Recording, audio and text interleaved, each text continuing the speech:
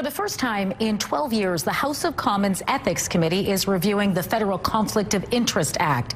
And a watchdog group is calling on the Prime Minister to reenact the PM Code of Ethics for ministers and their staff. There's a law called the Conflict of Interest Act, but then there's also a code.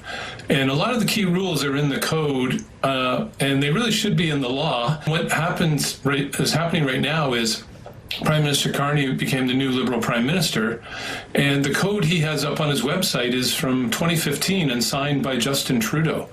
And so this raises the question about whether he's planning to cancel that code or weaken it. I mean, why has he not reenacted it in his own name and sent his own message to all his ministers and top government officials that they have to follow these very strict and strong rules in this code and not just comply with the very weak and loophole-filled rules that are in the federal government ethics law?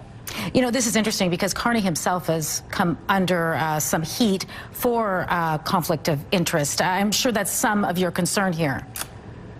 Very much so, because while the code has a strong rule that says you can't be even in the appearance of a conflict of interest, the law has a huge loophole that says as long as you're dealing with something that applies generally, and 99% of the decisions the cabinet ministers make and the prime minister makes apply generally because they change general laws, they set up general taxes that apply to lots of people, subsidies, tax credits, those kinds of things, spending programs. They're all very general. And what the law says is you can't be in a conflict of interest if you're dealing with a matter that applies generally.